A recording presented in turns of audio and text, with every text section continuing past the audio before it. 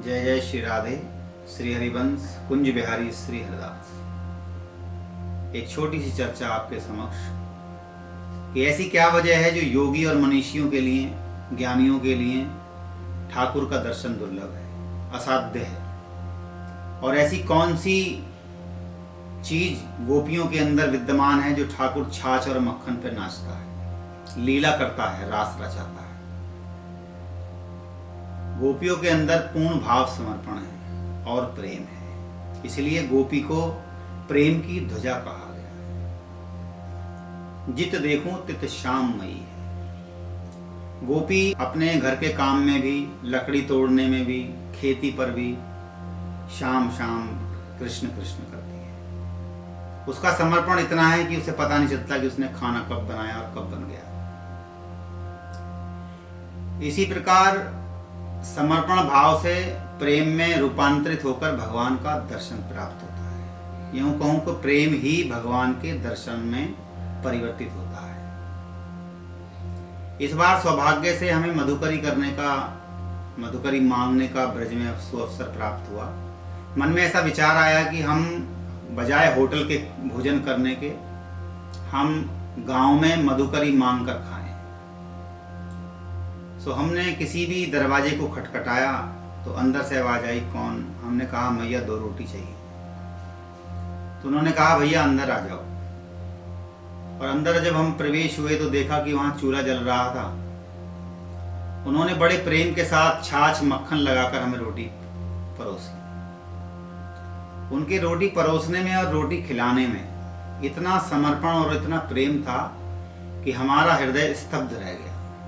एक आश्चर्य हुआ कि ऐसी क्या वजह है जो आज भी ये लोग इतने प्रेम भाव से एक अनजान व्यक्ति को, न जान है न पहचान है, न उन्होंने देखा है कि ये अपना है पराया है, उसके बाद भी वो इतने प्रेम से रोटी परोस कर हमें भोजन करा रही हैं और कह रही हैं लाला एक और ले ले। ऐसी क्या वजह है? हम लोग अपने घरों में आए हुए याचक को या कोई कुछ मांगने आ जाता तो 1 मिनट के अंदर ही उसके लिए ऊंच और नीच सोच लेते हैं। ऐसी क्या वजह है कि हम उन्हें तोलते हैं कि चोर उचक्का तो नहीं है।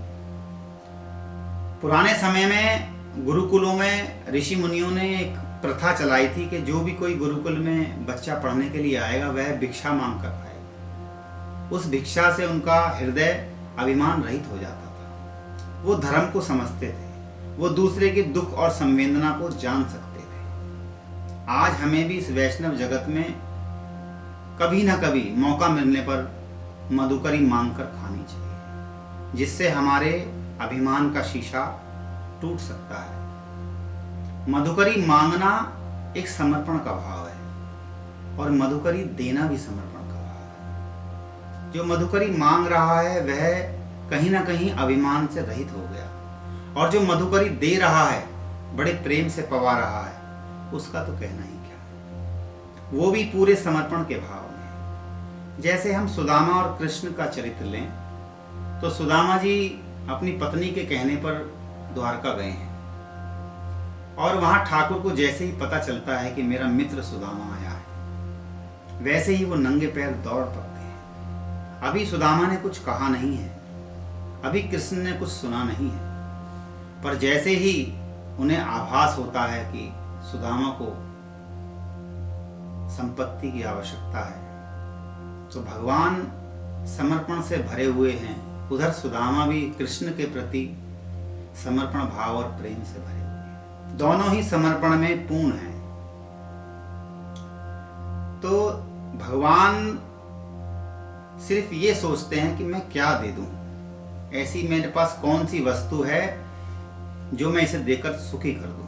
तो वहां भी समर्पण है। जैसे सुखदेव जी बिना वस्त्र के, ना उन्हें स्त्री का बोध है न पुरुष का बोध है, बस भगवान के प्रति समर्पण है। प्रेम इतना है कि कोई बाहरी प्रकरण, भौतिक वस्त्र की, भौतिक चीजों की आवश्यकता महसूस नहीं देती। ऐसे ही बिल्कुल गोपियां, ब्रजांगनाएं भगवान को छाछ पर नचा रही हैं, लीला हो रही है।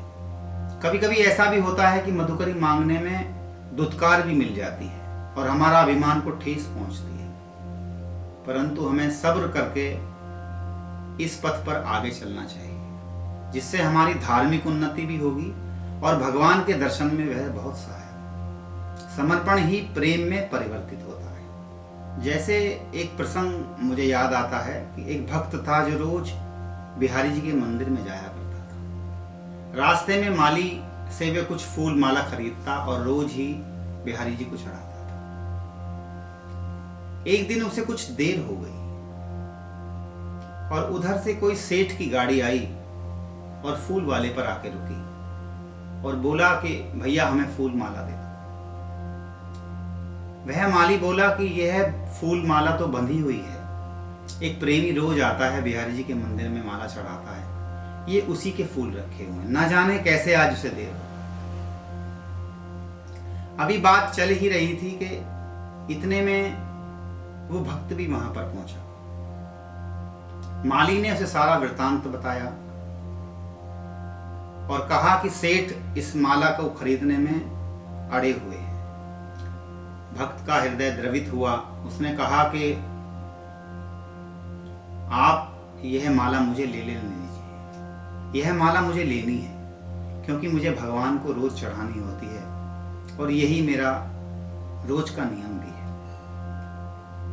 पता चला कि सेठ बोला कि नहीं, ये माला तो आज मैं ही लेकर जाऊंगा। बात अड़ गई और उधर पुजारी मंदिर में इंतजार कर रहा था कि प्रेमी नहीं आया। ठाकुर इंतजार कर रहे थे कि वो प्रेमी नहीं आया।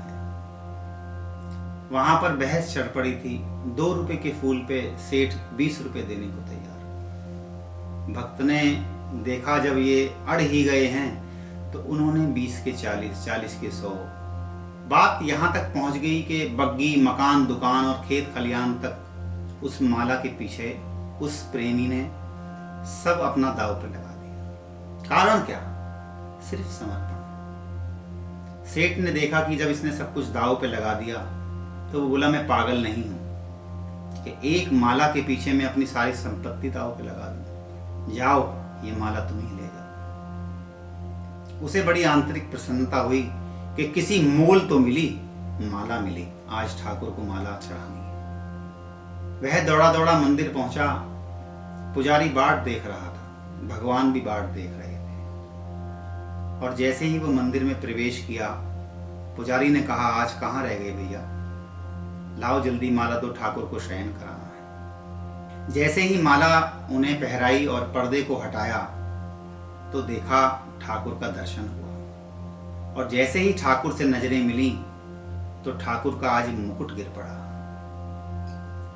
उस मुकुट के गिर जाने पर उस प्रेमी के हृदय में कौतूहल हो गया, उत्पात मच गया कि आज मुझसे इतना अपराध हो गया, भगवान मुझसे इतने नाराज हो गए कि मुझे इतनी देर हो गई कि आज ठाकुर का मुकुट मेरी वजह से गिर पड़ा। उसने पूछ लिया जैसे कि भगवान क्या बात है, आप इतने नाराज हो गए कि आज आपका मुकुट गिर गया। जैसे भगवान बोले, अरे पगले, एक फूल माला के लिए तूने अपना सब कुछ दांव पे लगा दिया।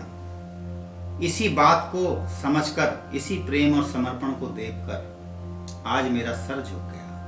और मेरा सर झुकने का अर्थ है कि मेरा मुकुट गिर ही जाएगा। ऐसे प्रेमी पाकर मैं धन्य हुआ। तो समर्पण और प्रेम जो गोपी की ध्वजा है, गोपी की धुरी है, वह समर्पण ही हमें प्रेम की तरफ आगे बढ़ाता है और प्रेम ही भगवत स्वरूप भगवान का रूप धारण करके हमारे सामने अवतरित होता है। और वही भगवान ब्रज में लीला करता है, छाछ पर नाचता है, अटकेलियां करता है, मटकी फोड़ता है। तो जरूरत हमें समर्पण की है और समर्पण के साथ प्रेम की है, उस गोपी की है।